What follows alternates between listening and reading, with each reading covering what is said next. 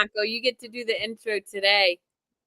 Oh no! Hello, hi. I'm Yanko, and this is my lovely friend on the other side. The other side, Kerri Lewis, and we're here for no particular reason, which is the name of our show. Just showing up every Friday to share what's on our minds and connect with you guys and see what's in your minds and have a conversation going on. So, how are you doing, Kerri?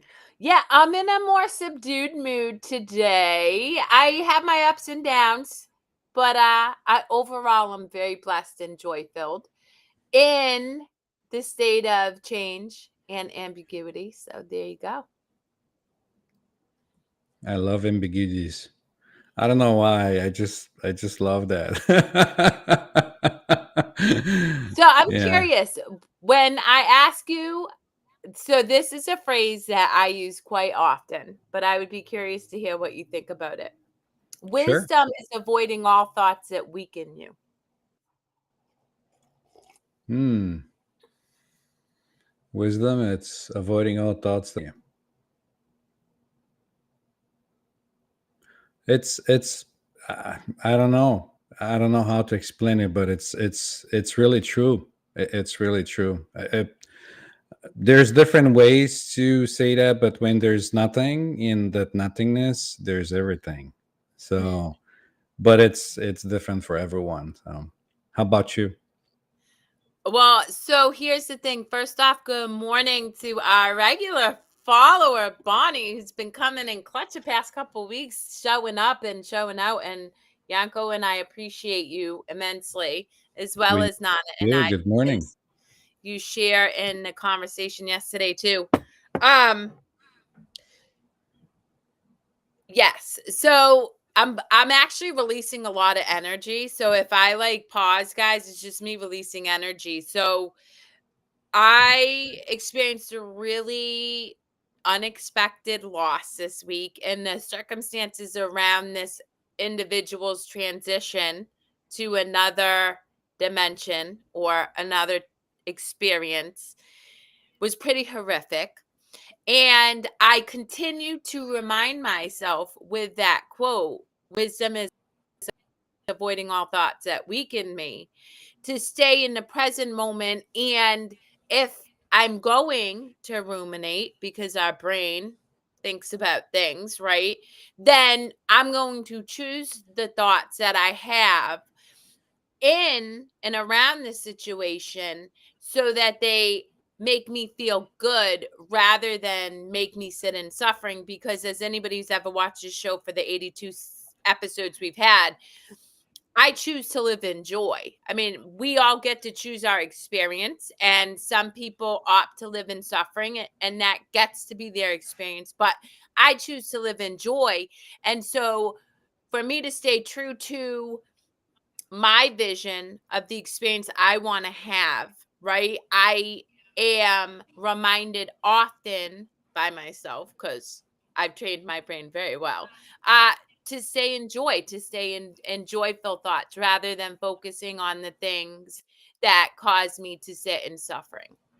I'm really glad you brought this. I was just gonna say, what does that mean to choose your thoughts? Because some people might be confused about it.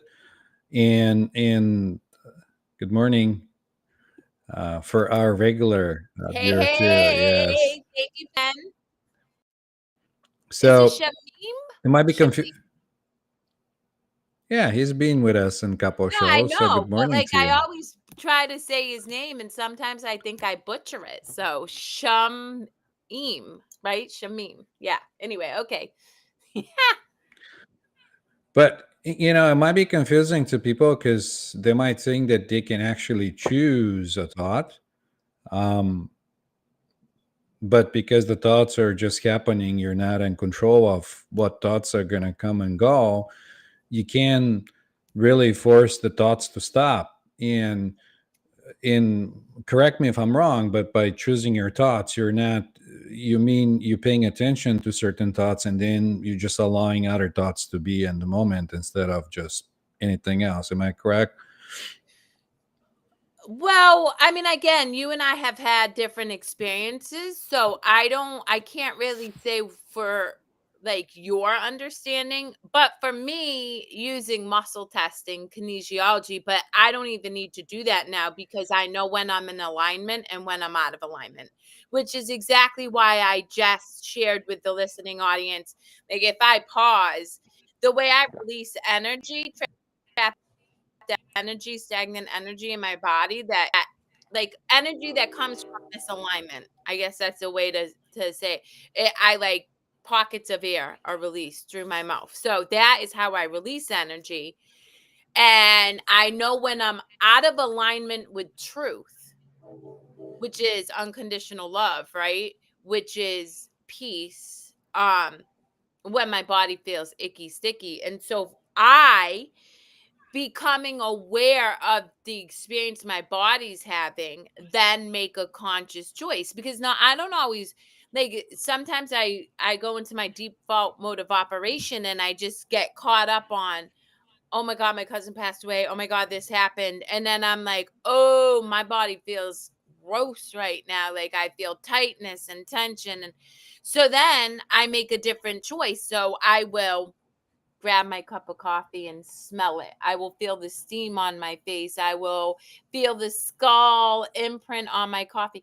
And immediately I'm shifting out of that thinking experience into the present moment. And then for me, and again, I can't speak for you, Yanko, I'm a huge person on celebrating. So I celebrate, oh, hell yeah, baby. You recognize that you were out of alignment. Go for you. Because not only did I come back to the present moment, but a negative energy and a positive energy can't exist in the same plane. So the minute I recognize the awareness, I've neutralized the negative energy. And the minute I celebrate myself, I've now tapped into a more positive vibration, which again, we all get to choose. I was just talking to an individual earlier today who sits in a low vibration. And I said to this individual, that's your job. My job isn't to tell you what to do. It's to love you in that where you're at. It's not to tell you that you have to have a different experience. I just know for myself, I have made a conscious commitment to experience the rest of my human experience in joy. That is my choice. I've made that decision. And so my body will remind me when I'm out of alignment with that intention that I set for myself. Does Yeah. that make sense? Yeah, yeah, yeah, exactly. That's what I was saying. Because it might sound like to people that you're actually pushing your thoughts away with like a brute force when you say, "I'm choosing my thoughts," because words can be misleading. But Mm. you're giving yourself something else, maybe feel sense feeling or something else in the body that allows you to then shift the thoughts that way instead of brute force. Oh, I'm choosing this thought and I'm not choosing that thought or the other thought. For me, it's a bit different. I get caught up on the stuff, like you do. I think it's just part of the whole being human in having a human body experience. But sometimes I'm just like, let me see what is this about. And there's thoughts that are coming in, but I'm just like, okay, you already have the answer. You made up your mind, but let's see. Like, not allowing the thinking mind to dictate how am I gonna uh, react in that situation. And that usually just allows me to be in the present moment. Well, it's so interesting, especially this week more than in recent times for me. I Mm, realize why so many people have physical ailments. Like, you know what I mean? Because immediately my body's like, whoa, Nelly, like you going. But most people from unconscious thought patterns, like they're not even aware. that's So I right. was talking to another individual earlier this week about self-talk, right? And this individual was like, well, it's not like I poorly to myself, but I would say that I probably do 100%.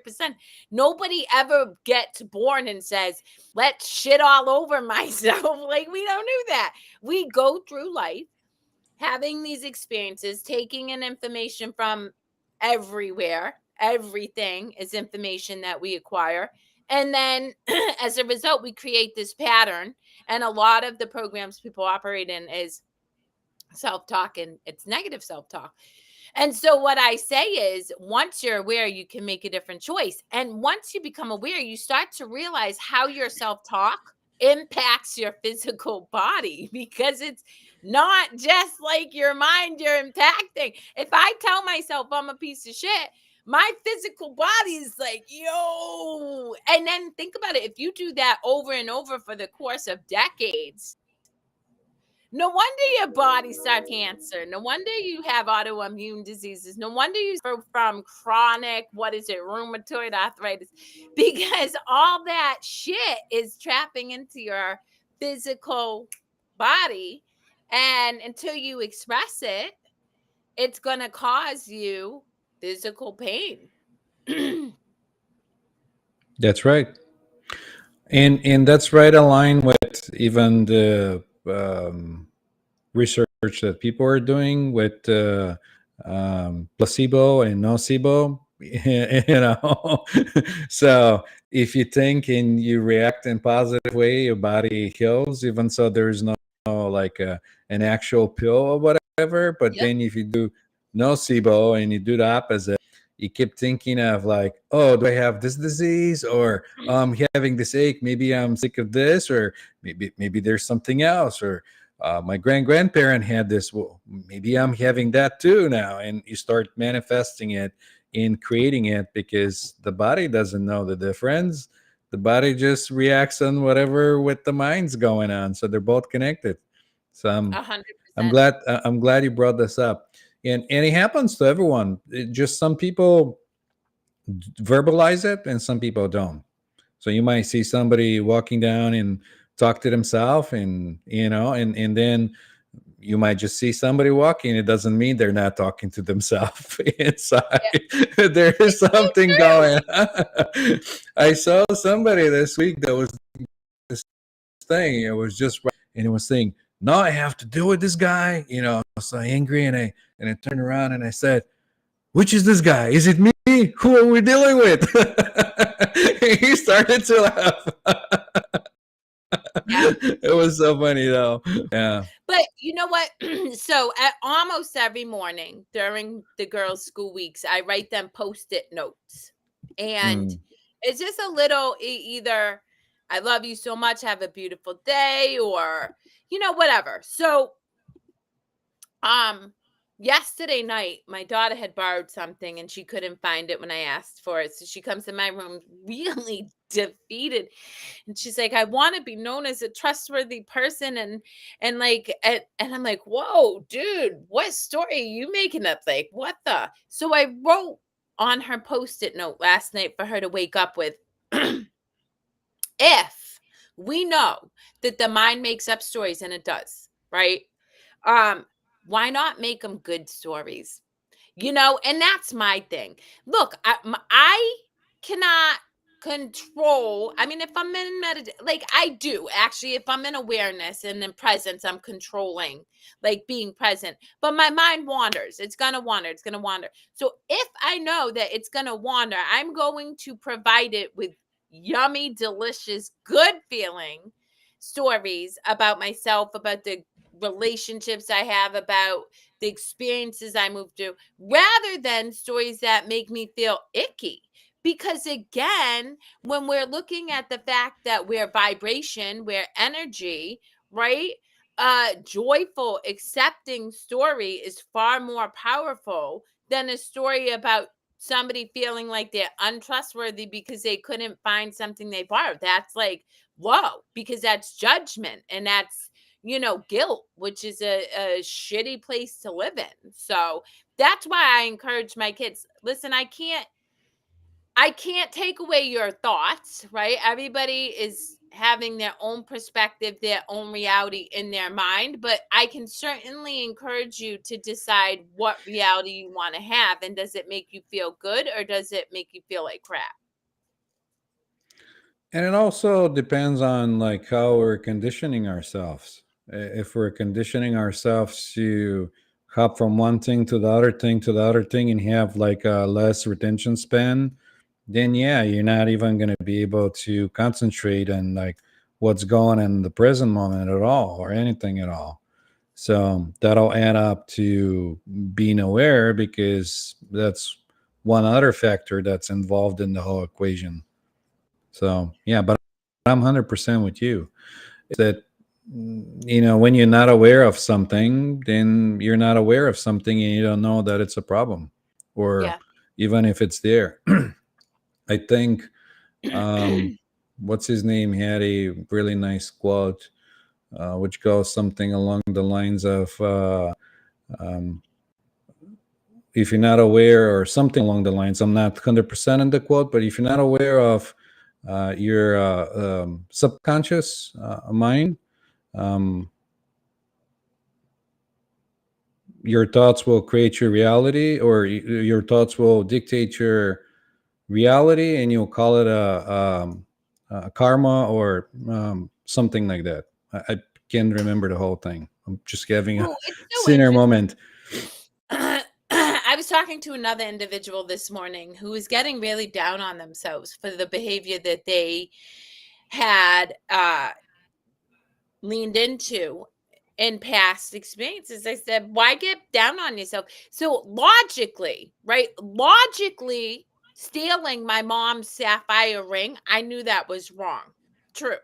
However, I didn't, on a subconscious level, purposefully try to cause harm. It was that I was trying to feed the need that my soul had, which was I was super lonely. I mean, and I was really disconnected from anybody in my family. I had no friends because I was quirky and weird. And so what I said to this individual is like, we I could say I was aware, but there was an undercurrent of unawareness that was driving my behavior at that time. And as we do this work, as we give ourselves permission to get curious and to come from a place of non judgment, because that's critical, like really choosing to be nurturing and kind and open to what presents itself without condemning yourself. You peel back these layers and layers and layers until I fundamentally believe, right? Even somebody who's committed murder, right? They could say that that was wrong. But what was their subconscious disconnections that they weren't aware of that drove them to that action in the first place? And that's why I truly believe people really do the very best they can with what it is they know. They really do. And I don't judge anybody. And it's allowing myself to not look at this surface level egoic behavior of an individual, but recognizing that they're caught in these patterns of thinking that have driven them to act in fear or anger or whatever that has caused them to make the choices that they have made. Yeah, 100%. I won't even say that what's in their subconscious, but I'll just say with their given resources at the moment, because that's what Yeah. they have. Not only like what there goes on internally, but also like what's around them. Like if it's a handle, grab to the handle. Like if you're drowning, you're gonna grab to the first thing you grab, Yeah. to get yourself going. And I think we found the quote I was talking about. It's by Carl Jung, and I it's love Carl. exactly, Yeah. yeah, it's until you make your unconscious conscious, it will direct your life, and you'll call it fate. That's the actual quote. Now, so here's the thing I want to share with the listening audience. And I was telling an individual this earlier this week because I work with people who struggle with addiction. This week, I have purposefully drank a fucking shitload more coffee than I typically do. Why? Because when I drink an excess of coffee, it tends to make me a little bit more jittery. And I I choose for the most part to drink water. However, I also know that in many iterations of my human experience, coffee has been very comforting to me. When I was 12 years old, I would drink coffee as a that's what I grew up with. And so this individual, we were talking about habit and addiction and stuff, and I'm like, oh, I'm fully aware of the choice I'm making. I'm fully aware that at this moment I am purposefully leaning into this behavior, which is an external behavior, right? And Yanko could say, well, you can sit in a chair and bliss out, and I do that too. But the reality is I'm not going to go through life in a meditative state. I've made that choice that yes, I can achieve that peace laying on my floor or sitting in this. However, I also want to be human. I signed up for a human experience. And so I make that choice. Yeah, why not And take the that's course? awareness. But that's awareness. And so but I'm conscious of it. I literally, oh, I know what you're doing, Kerri. And then I'm like, ooh, that's a good cup of coffee. And I celebrate it, and that's where I have found all the work that I have done has culminated into this real self-love for myself. Even when I'm doing something that on another day I might be like, yeah, I'm not going to lean into that behavior because I know it might not serve me long term. Right. I don't know. Even if you recognize it, I think it's something that I think it's the desire behind it, that it still have the energy that pushes it on. In it's like some of the books that are saying, "Oh, it's all power running out." That's exactly what it is. You had a desire, and you still there's energy behind it that drives that desire to complete itself. Um, Well, so also, yeah. I really fundamentally believe what you resist persists. Like, think Mm, about this. How many people have experienced loss or a traumatic event, and they never allow themselves to feel their feelings about behind it? I hear this all the time within communities. Oh, just get through it. Just, I did what I had to do. The problem is that emotion, that energy is still trapped in your body until you get permission to release. And so for me, I want my coffee. There's energy behind it. I'm gonna enjoy that damn coffee. It's gonna be quite enjoyable. I'm gonna beat myself up about it. And in that behavior, I've overcome many addictions to alcohol, to drugs, to sex, to work, because I never forced myself to stop doing the thing. In conjunction with doing and leaning into the behaviors that I currently had, I taught myself new behaviors. First with gratitude practice, breath work, working out, grounding, blah, blah. So eventually, instead of forcing myself to stop a behavior that was quote unquote bad for me, which is subjective anyway, but I just learned new behaviors in conjunction with my old behaviors. And the new behaviors felt more supportive. So I leaned into them more often. And like this week, there was no part of me that wanted to go to the gym most of the days. I woke up and I wanted to just sit in my bed and in my feelings and blah.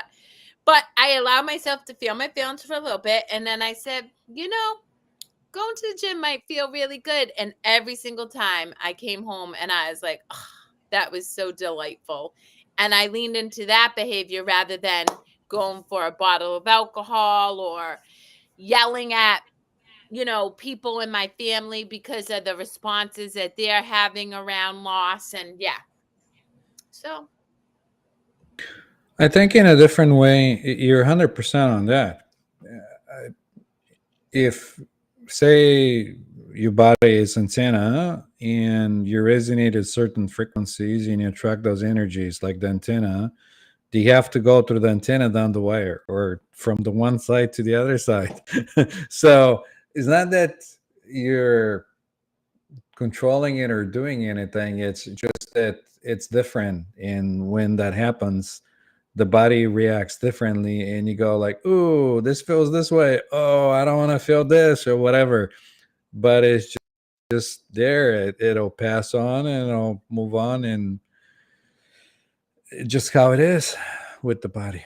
So Well, and that's, I can't speak for you, but I know that even in deep suffering, right? When Nan and I were going through 4 miscarriages, and, I mean, he and I experienced a lot of strife in the beginning of our relationship, going through divorce, right? I sat in a lot of joy because I sat in this understanding that I was releasing what no longer served me in this pain that was opening up a pathway for me to experience even more joy. And also knowing, right? Like Nana said it yesterday, and I was like, oh crap, right? He said, life is like an EKG machine. Once it's flatlined, there's nothing. So we're meant to have the ups and downs in life. And when you can appreciate the whole of your experience, you can sit in joy even when you're moving through some really icky, sticky, challenging experiences that feel hard. I love that. Me With too. the I was like, EKG machine, yeah, this is so good. I know, because I know. otherwise it's just like flat. It's just like, you know. But yeah, you have to have the opposites to be able to have that awareness of what is and what is not, or the one side or the other. Is like, otherwise it's nothing. Yeah. I don't know. Even the word nothing, it's still something behind it. You know what's interesting? So Billy, my youngest, asked me. She's my movie girl. She will cuddle up with me and we'll watch a movie. And I like to show her old romance movies. But anyway, she's like, "Mom, I want to watch a never ending story." Oh my God, do I love this movie? And it talks about the nothingness, but the nothingness is basically apathy. People choosing not to dream, choosing not to have imagination, not chasing after, what feels good for them. And and Billy even said, she's like, now that I'm 16, Ma, I had no idea the deeper meaning of this movie, like the context of this movie, and really teaching people we are masters of our own human experience, that we can create any experience we want so long as we're aware of our thoughts and we intentionally create the experience that we want to have rather than just feed into societal narratives. And I'll give you a real life example for myself. So yesterday, my niece came up and she was so defeated.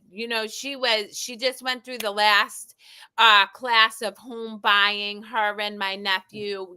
They're 22, 23, and working to buy a house, and they just felt she was so like, no matter how hard I work, Kerri, you can't get ahead and stuff. And I found myself falling down this rabbit hole with her, and then I was like, whoa, that's not the experience I have. That's not truth. That does not have to be truth.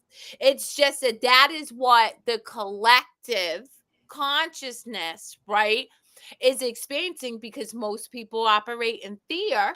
And so she is part of that collective consciousness because she's not aware, right? And it's not for me to change that experience for her, because I believe that we are meant to go through the things we go through to open ourselves up on our own timeline. But again, I was like, and then I'm like, whoa, that's not even true. And I said to somebody else earlier this week, I'm like, what we're experiencing in the world right now is just a collective consciousness unfolding and manifesting. It is a bulk of the people's thinking that has to make manifest. And so we're just bearing witness to the collective belief system and habits and behaviors of the multitude of one. And I don't even know how to say this guy's name, but this guy who, I don't know, his stuff popped up on my page, which is so true.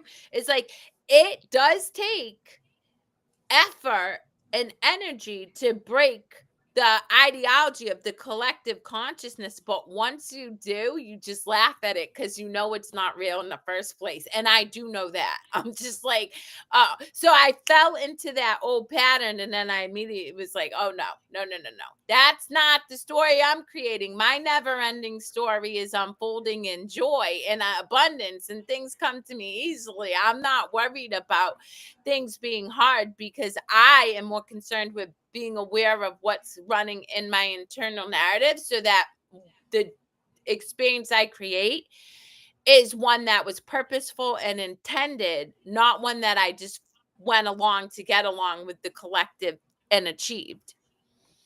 Right. There's different levels of awareness, because most of the people are just aware of themselves. Because, like, what's in for me, they're operating of this separateness because they think they're a separate thing. I mean, but part of the school, I think, is just to come in and you have that separateness experience. Oh, you're an individual, or you have to fight and to survive and do all these other things, and like you're not part of the equation, but everything is. And the more you go back to that awareness of like, oh, I'm actually a piece of this whole thing, I'm not a separate thing, then that awareness changes. And then you start feeling the rest of the wholeness around you, how it's like pushing you around, and you do the dance. Hey, That's why those things come up.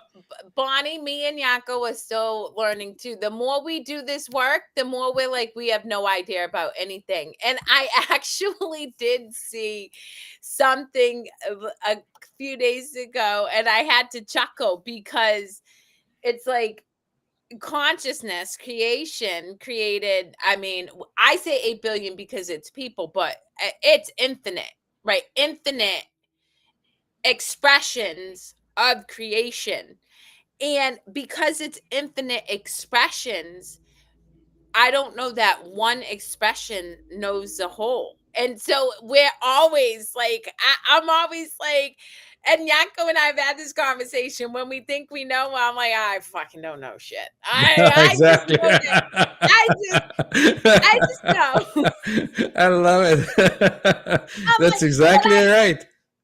I don't, but I do know that in my not knowing, I get to choose the experience I want to have in that unknown, and I'm choosing joy every day. And also, universal laws, right? I sent this to my girls yesterday or the other day because, to your point, so often human beings are like, it's what's in it for me. But every single person I've ever talked to, no matter how unaware they are, they will always say they feel better when they show up in service to somebody else, when they open the door for them, when they just feel better. So inherently, like underneath all of that, what's in it for me, we all know that we're connected because we wouldn't be driven to be of service if we were not, right? That's And exactly so it. 100%. And it just feels good. It's like, oh, that felt really good. I don't know why I did that, but it felt good. So I'm gonna be like, okay. But so in that, right, there are laws that are non-negotiable, right? The law of what I send out into the world is coming back to me. That's just law. Like, so that, because if we're part of a collective, if I'm causing harm to another person, I'm causing harm to myself. That's just a law, right? There's a law of polarity, right? There's a law of rhythm and vibration, of transmutation. So these things are non-negotiable no matter how conscious or unconscious you are. So this is where I encourage my daughters who are 16 and 17, like, get comfortable with these laws, because if you know that if you sit here and run your mouth and talk shit about other people, well, guess what? That's coming back to you.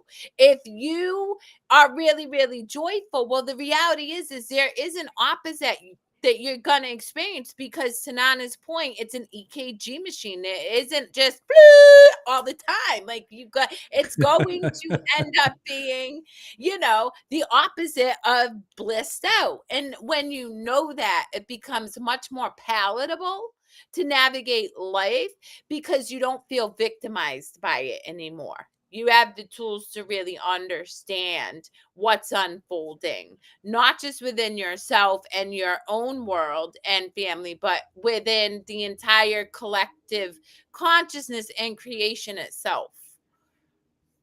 Yeah, you have a better understanding of what's going on, so you don't attach to whatever it's going on. Like if you're highs, and if there's no highs, you'll be like, well, why there's no highs? But you have to have the separations, you have the lows in order to understand the highs and all those other things. But Yeah. I love that EKG machine. This is so good. I never even, I mean, leave it to Nana to just whip that. I mean, I just like, of course. I mean, listen, my ego really enjoys that person. So we have a good time. And this week, let's pivot real quick. This week, Nana and I have made some outrageous content, right? But you know why I just enjoy Nana? Nana doesn't try to fix me. Nana doesn't tell me everything's going to be okay, everything, you feel better. Nope. But you know what he damn sure knows how to do? He will make me laugh on a dime with the most ridiculous thing. And then in my crazy Kerri head, I'll be like, yo, babe, let's make this video of me grabbing your dick. And he'll be like, sure. And then we do it, because why not? And then we have the greatest time. And my girls say to Billy in particular, she's like, Mom, you laugh at just like the stupidest stuff. And I'm like, well, why not? If I want to experience joy, why am I not going to laugh? And she All was right. like, but you guys are just so ridiculous. And I'm like, but that's life. It's ridiculous. Yeah, if you're not taking it seriously, like you're having fun. Yeah. I had something similar. Somebody say to me, "I'm amazed how easy you crack up," and I'm like, "Why not? I don't take things seriously. Like I'll crack myself up for anything." You know what I mean? No, it's Uh, true. Our yeah. our dear friend Nanda Amatari, who's a global meditation teacher, by the way, and I love her. She went up and did stand-up comedy, and I totally understand why she did that, because everything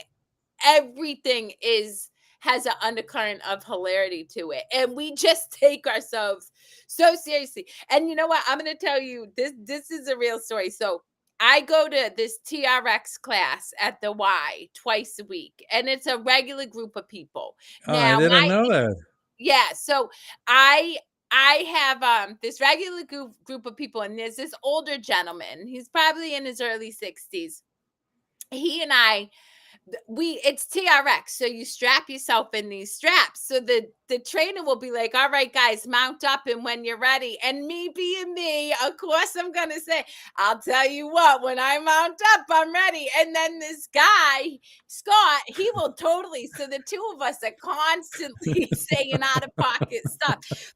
And so there was this one woman who I love her to pieces, but I could tell she felt really uncomfortable. But I'm like, listen, I'm showing up and having a good time. If I'm sitting here putting my body through a hard workout, I'm gonna have a good time while I do it. Well, yesterday, this woman who I would have chalked up as a little bit uptight, right, comes out of nowhere and says, do you know that Fanny but means vagina in England? And I had no idea. And then she's like, Randy means somebody who's really sexual. And I'm like, oh my God, where'd this come from? And I thought about it. And you know what it is Scott and I showed up fully expressed in our humorous, unapologetic way for so many classes that she was like, I'm gonna ride that crazy train too. And it was an awesome class. Even Well, the trainer said to me later, because she came, we were talking after the class, and she's like, I was shocked. And I was like, you and me both, girl. It was a good time. Well, see, you're breaking everyone's I don't know, ideas or boxes or whatever they're Yeah. putting the reality around themselves. Like you did that with the first lady, and then the other one also, gets to a point where she's like, I'm in shock because that doesn't exist in her reality. Well, but again, that's why, you and me have talked about it. Everybody's like, "What do you do, Kerri?" I struggle with labels because honestly, I create in creation. If you want me to give you a label about what I do, I create. I could say I'm an entrepreneur. I have a couple of different things I do. I could say I sing. I could say, but the reality is I do whatever my heart calls me to do in the present moment, and I don't limit myself. And that's why I hear it all the time. How could you be so spiritual and so inappropriate? And I'm like, well, what is See, one and the other that's reversing? another idea. That's another idea. Yeah, I like read what? that. I read that in a lot of the books where they say, "Oh, they follow the guru, and one day the guru was inappropriate, and he's not a holy man because he's doing inappropriate things." You know. Yeah. But And I'm when like, you're in the being, so and yeah. moreover, look, boundaries, right? I mean, I've made a commitment to share in a physically intimate relationship with Nana. And that I hold sacred because that's my babe. Like that is my ride or die bestie, man.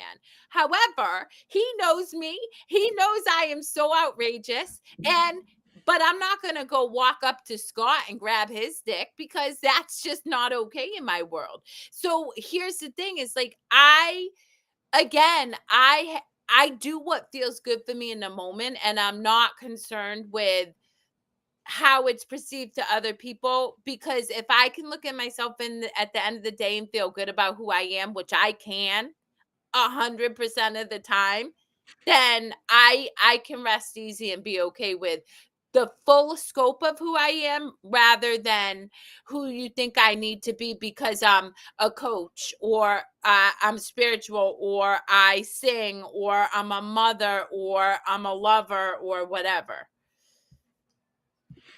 And this is the idea, right? So if you have that label or idea about yourself, that's what's going to happen. Because when the reality pushes you around, or the flow pushes you around, let's say the flow is flowing with the river, there's rocks and other things going around pushing you around, then those things are going to come up and you're going to have the ideas and you're going to resist based on your ideas about yourself, of how you should be or what you should be and all those things, instead of just being in the flow. So even if you give up control, which is scary for a lot of people because you're going in the unknown and you don't know, like, if you lose control, what's going to happen next. But the reality of things is that if you understand yourself and you observe yourself, you're going to see that either with your choice or without your choice, things are happening. When things are happening, you have the choice. You either go with what's happening, or you resist it and you create suffering because you Yep. have that idea of how something should you know end up being, or how outcome should happen. And I personally experimented with that idea of not doing anything. Just, let's say I'm just going to sit under a tree and I'm not going to do anything. Well, the body is breathing, the birds are gone around. There could be a bird on the top of the tree that poops on the top of me, and other things that are going I want around. to see I'm that, not doing. Yanko. I'm not doing anything, but I am in the doing. So I'm part of the doing. Even if you don't do anything, the doing, it's doing you. So it's happening. Either you like it or not. Well, that's why again, I think that no, I'm going to rephrase. I know for me, my power lies in choosing how I experience everything unfolding. Because and again, I've watched this play out with, people I love this week, right?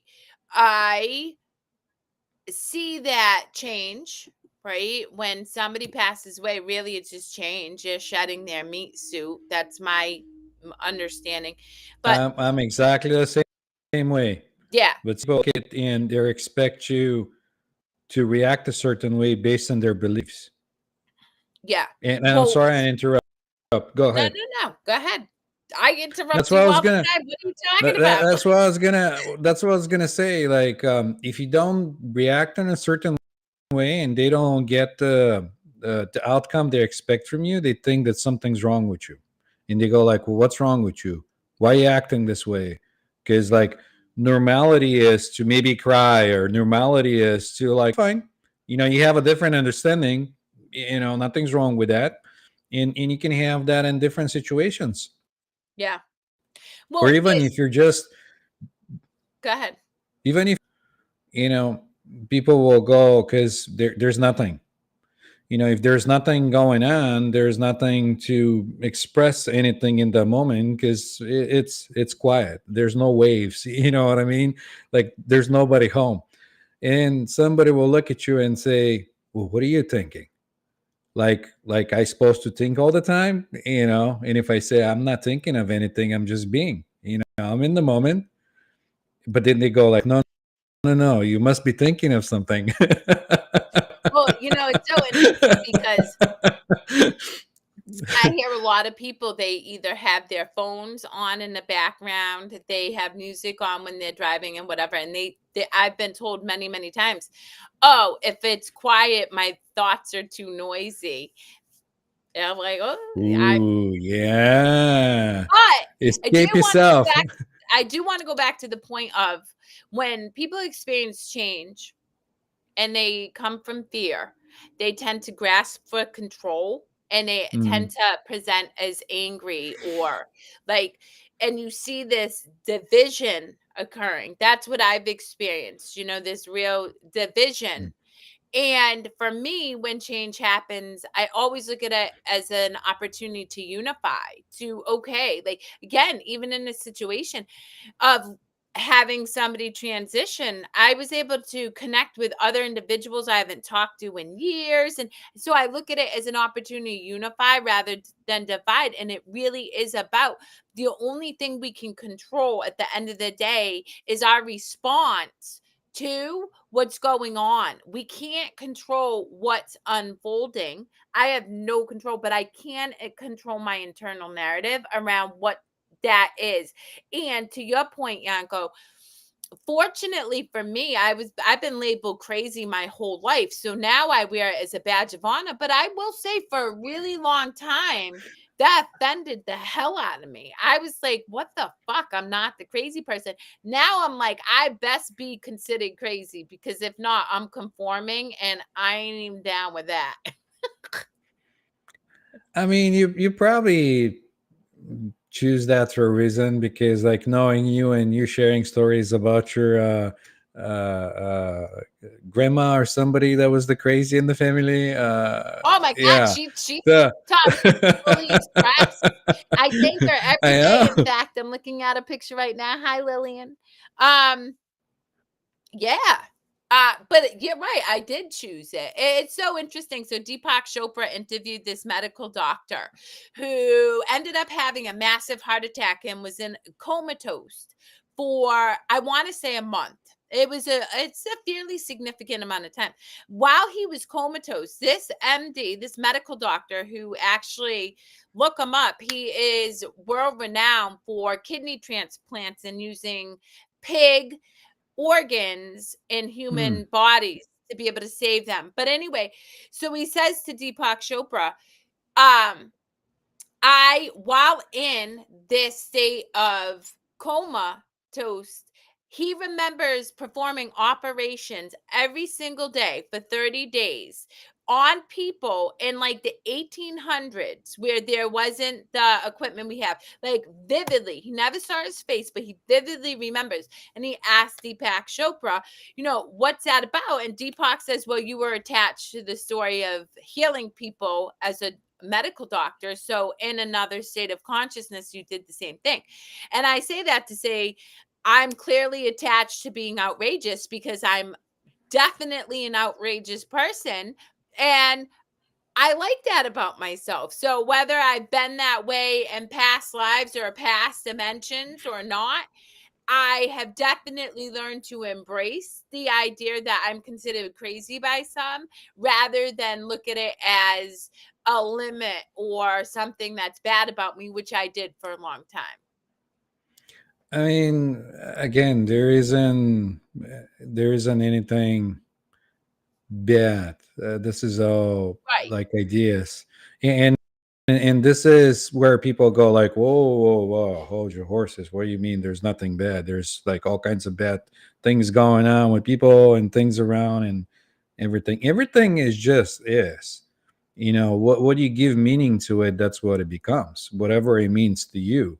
And I was watching a video with somebody the other day explaining that exactly to people. She brought in one person on the stage and showed that person sunglasses and says, all right, those sunglasses are pissing you off. Tell them like you're bad sunglasses, you ugly, this and that and this and that.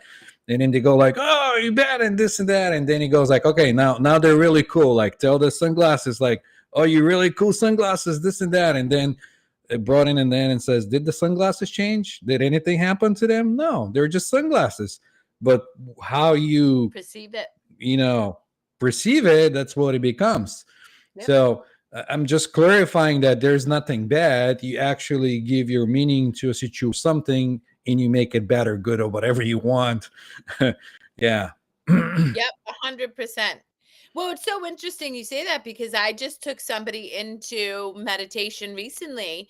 They were challenged with a decision to make, and so I put them in a calm state, and I had them experience a decision one way in their body, their thoughts, their mind, and then we cleared that, and then I had them experience a decision making a different choice. And ultimately, all you have to do is experience it and decide which experience you want. Because look at, to your point, we are being, but we're experiencing stuff. We're just going to Mhm, experience stuff because we're having a human mhm. experience. So Yeah, we have exactly. to Yeah. experience stuff.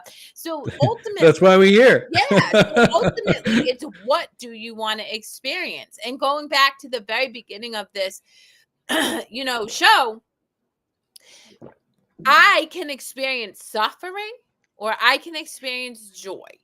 And I have made a commitment to myself to experience joy while in this human experience. And even if I move through change that is seemingly catastrophic, right? I experience joy in that because that's the experience that I want to have in the rest of this lifetime that I have. I mean, if you go back to that, what I was just talking about, the glasses, if you, everything in there need is joy. Yep. Nothing changes it. So that's, you're not changing anything. You're just being in the joy. That's your default mode of operation. And with that, I'm gonna respond to Bonnie because it came up to me. Everything is awesome. Everything is cool when you're having a good time. That's from the Minions movie, which they also say, Awesome. which I love. They're like banana. Which movie is that? Is that the The Minions or Minion movie, oh the banana. Minions? Or Banana. it could be wait, is it Despicable Me too? I don't remember. And, Okay. it's I gotta tell you, man, Disney and When you did Pixar be that, coming out when with you did some that for a bangers. second, when you did that for a second, I thought of Beavis and Butthead, when they're like, ah, No, that's no, exactly no what I joke. thought about. My brother-in-law laughs at me because I always say that Luke Bryant, the country singer, reminds me of is it Beavis, the blonde-haired guy? Anyway, I'm like, "Look at this Beavis." He's like, "You're so fucked up." I'm like, "I'm not trying to be mean. It's just like that's who I see when I see him." uh, Oh my I god. All think right. those, I This think the is a stories we great allow note to ourselves. end on. Oh, cool. Let's wrap it up then. Let's wrap it up. Okay. Um, yes, wrap it up if you don't want to have babies because that sperm be really, really, really, really tenacious. I'm just saying. In another reality, yes. Not in this present moment. No, that is very true. That is true. And I clip my tubes, so there will be no wrapping of the banana. Well, thanks for sharing, Kerri. That was very insightful.